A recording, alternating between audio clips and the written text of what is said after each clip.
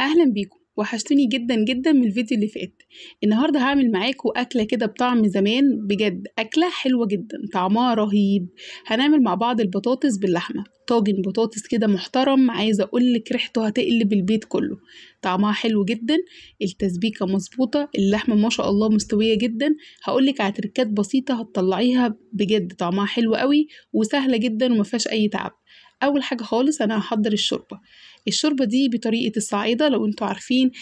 بتبقى بلد واحده لكن محافظات مختلفه وليهم كده تركات في الاكل، كل محافظه معروفه بالطريقه بتاعتها. الطريقه دي انا كنت واخداها، بس بجد جربتها في كذا يعني كذا مره، بقالي سنين بجربها، بس الصراحه بجربها لما اكون مثلا عايزه اعمل مثلا محشي، محتاجه الشوربه بتاع اللحمه او الفراخ، عايزه اعمل مثلا شوربه خضار، عايزه يبقى ليها طعم حلو. بتفرق جدا جدا في طعم الشوربة. اول حاجه خالص حطيت معلقه من السمنه، ونزلت بيها على بمعلقه توم مهروس، يعني كده بمقدار 3 تومات كده، اهرسيهم كويس وابدأي ان انتي شوحي التوم يدوبك بس كده تشمي ريحه التوم. انا مش عايزاه ياخد اي لون خالص. وبعدين بغسل اللحمه، انا الصراحه مش بغسلها كتير، يعني هي بس مجرد شطفه واحده بس. وببدأ ان انا انزل اللحمه بتاعتي على التوم دوت، وبديها تشويحه بسيطه جدا. زي ما قلت لكم انا هنا بعمل شوربه، يعني مش عايزاها تتحمر ولا تاخد لون بني ولا اي حاجه خالص. انا بس يا دوبك بخليها تاخد من طعم الثوم وتاخد الصدمه البسيطه دي علشان تبقى طريه معاكي في النهايه. اللحمه لو نزلت الصوص بتاعها اعرفي ان هي هتاخد معاكي وقت طويل جدا في السوى، وفي نفس الوقت هتبقى بتشد في الاخر.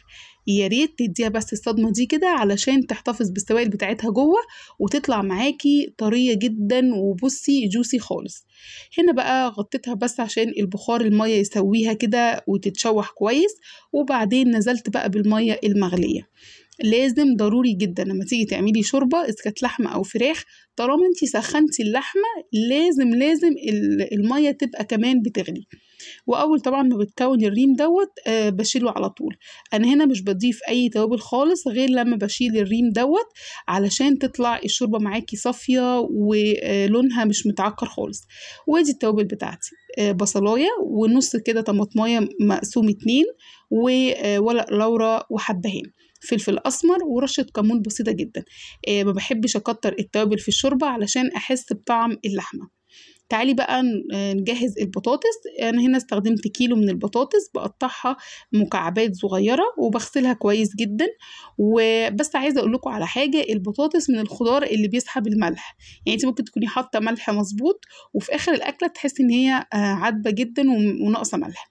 الكلام ده ليه؟ لان البطاطس من الخضار اللي مهما تحطي له ملح صعب جدا ان يبان فيه الملح. فبعمل الخطوه دي وبصراحه بيظبط معايا الطعم جدا. برش عليها كده نص معلقة ملح كبيرة، وبسيبها بس دقيقة لغاية ما اجهز بقية المكونات. بجيب بقى الطماطم وبضربها، انا هنا بضربها في الهاند بلندر عشان مش عايزة يكون فيها مية كتير. دايما لما اكون بعمل مثلا طواجن او طبيخ عموما، بحب يكون الطماطم بتاعته بتبقى تقيلة شوية، ما بحبهاش تبقى مية، علشان في الاخر بتديكي صوص حلو كده تقيل ولونه حلو وما تاخدش برضو وقت. بضربها بقى كده كويس. انا مي شاهين ودي قناتي على اليوتيوب، لو لسه اول مره تشوفيني اتمنى طبعا تشاركينا في القناه وتبقي واحده من اسرتنا الجميله على اليوتيوب. انا بقالي فتره كبيره ما نزلتش فيديوهات، اعذروني بقى، انتوا عارفين فتره العيد والعزومات بقى وبتبقى الدنيا كده متدربكه شويه. كل سنه وانتم طيبين ويعود عليكم الايام وعلينا دايما بخير. فالصراحه اتاخرت شويه في الفيديوهات، واتمنى ان انتوا تبقوا معايا، وان شاء الله هحاول على قد ما اقدر ان انا انزل لكم فيديوهات وابقى على طول معاكم. وزي ما انتم شايفين كده خلاص انا هحاول ان انا اخلص الطماطم بتاعتي. كميه الطماطم هنا كانت كيلو، زي ما انتم شايفين بتطلع تقيله وحلوه قوي. وده بقى كده الشوربه بعد نص ساعه بالظبط، شايفين ما شاء الله ادتني شوربه صافيه جدا، ولونها كده لونها حلو يعني فاتح كده وحلو. انا بحب ازود الطماطم، في ناس بتعملها من غير طماطم خالص، بس انا الصراحه بحس ان الطماطم بتديها طعم وكمان لون حلو قوي كده زي ما انتم شايفين. ما شاء الله صافيه جدا وطعمها جميل جدا. شلتها بقى كده من على النار، وتعالي بقى نعمل النص التاني من الطبخه بتاعتنا. في صينية انزلي بقى كده بمعلقة سمنة، وأول ما تسيح تنزلي ببصلاية كده متقطعة قطع صغيرة مكعبات صغيرة جدا، وهشوح البصل بتاعي. خليك كده دايما عارفة ان الاكل طول ما انت بتعمليه بنفس، يعني بتبقي حابة ان انت تعمليه، عايزة بقى تعملي اكلة حلوة بقى للناس اللي حواليكي، وطول ما انت بتعمليه بالراحة يعني بخطوات كده مش لهوجة بقى ولا سريعة، بجد بيفرق جدا في طعم الاكل في الاخر. مع انه والله ساعات كتير بعمل اكل وانا مستعجله وبتبقى اكلات سريعه وبرده بتبقى طعمها حلو. عموما هو الاكل ده نفس، بس هي خطوات بسيطه ممكن تفرق كتير قوي معاكي في الاكل بتاعك. بزود بقى هنا فلفل اخضر سبايسي، لو انت مش بتحبي السبايسي ما تضيفيهوش، بس على فكره هي مش بتخلي الاكله سبايسي قوي زي ما انت متخيله، هي بس بتدي كده طعم حلو وبتبين طعم التوابل في الاكل وبس. وانزل بقى كده باللحمه اللي انا سلقتها نص ساعه، بس بصفيها كده كويس، وبنزل على البصل والفلفل اللي انا عملته. بشوح اللحمه كويس مع البصل. على فكره الخطوات دي بتفرق جدا معاكي في طعم الطاجن في الاخر.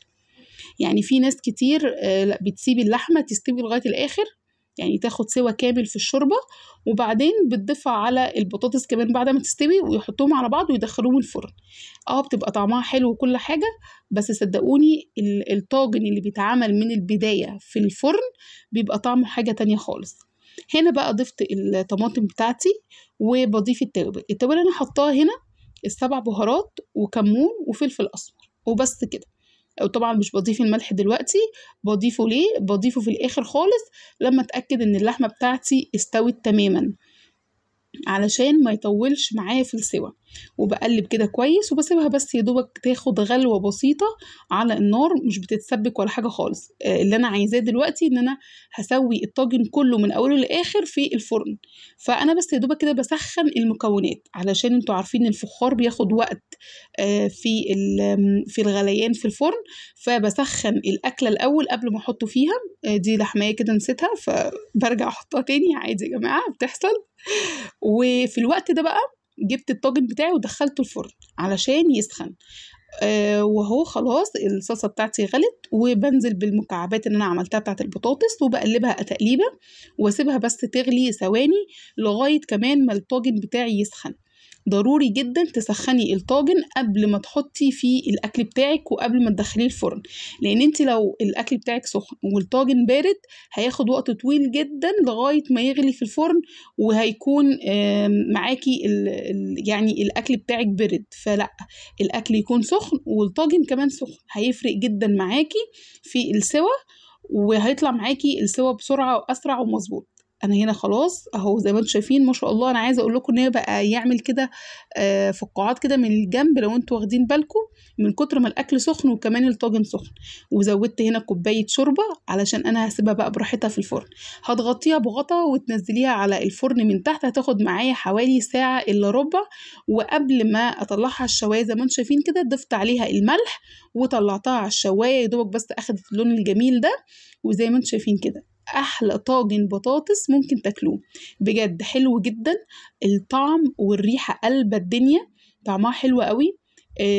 اللحمه ما شاء الله دايبه، عايزه اقول لك احلى من المسلوقه كمان. يعني لو فاكره ان السوا بتاعها هيطلع اقل، لا بالعكس، هيطلع بص دايبه، طعمها حلو جدا. شويه رز ابيض بقى او رز بشعريه وبالف هنا وشفا.